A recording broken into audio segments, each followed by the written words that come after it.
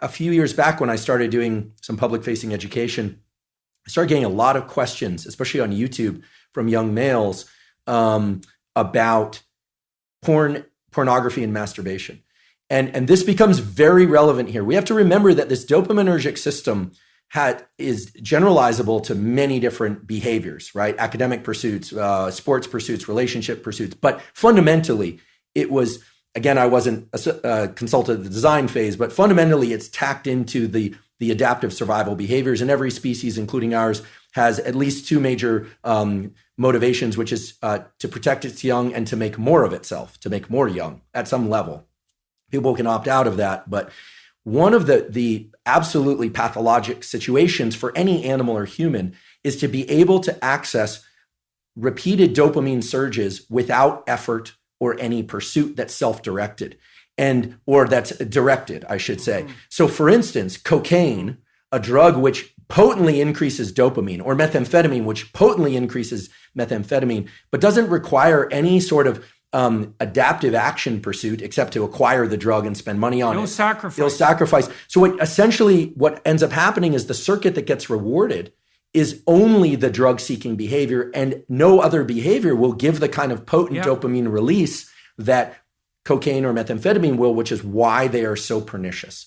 Now, likewise, right. I'm not... Well, plus they have that powerful reinforcing effect, right? So not only do you get that kick, but what's reinforced by the dopamine release is the behaviors that were particularly right prior to the ingestion. And if all that is the drug-taking behavior, that's all that develops. That's right. You build that monster inside your head. That's right. So I can see where you're going on the pornography. Right. So I was starting to get a lot of questions. I was kind of surprised. I thought, well, I'm male and, maybe that's why they feel comfortable asking. But people were saying, we're asking about pornography, and they were asking, I realize we want to...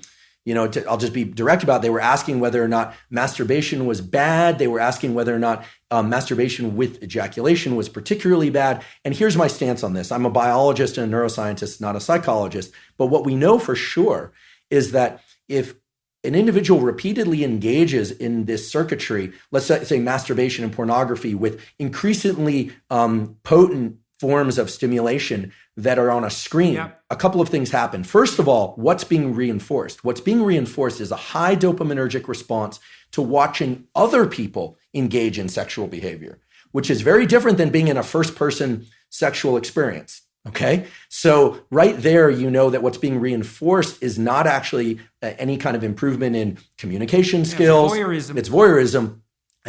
And as these questions started to come in more and more, I started to realize there was a lot of kind of undertones of people talking about fear of or experience with sexual dysfunction that clearly pornography can lead to. And here I'm specifically talking about males. I actually don't know the literature on females.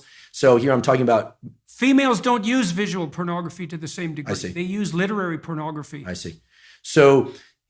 So, and then you start to think about, okay, what happens in the cascade or the arc of sexual arousal and orgasm? What happens is that initially there's it's parasympathetically dominant, meaning if somebody is too stressed, they actually can't engage in sexual behavior. The arousal response doesn't occur.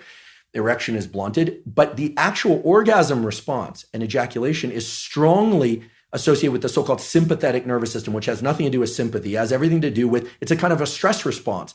And then it reverses to a parasympathetic response. And a hormone called prolactin increases dramatically after ejaculation in males. What does that do? That blunts dopamine release and testosterone for a very long period of time, which makes sense if pair bonding and sort of, in our species anywhere, there's this idea that then other molecules would be exchanged with partners, pair bonding, potential for raising mates, etc. Without getting into a huge discussion about that, the point is this.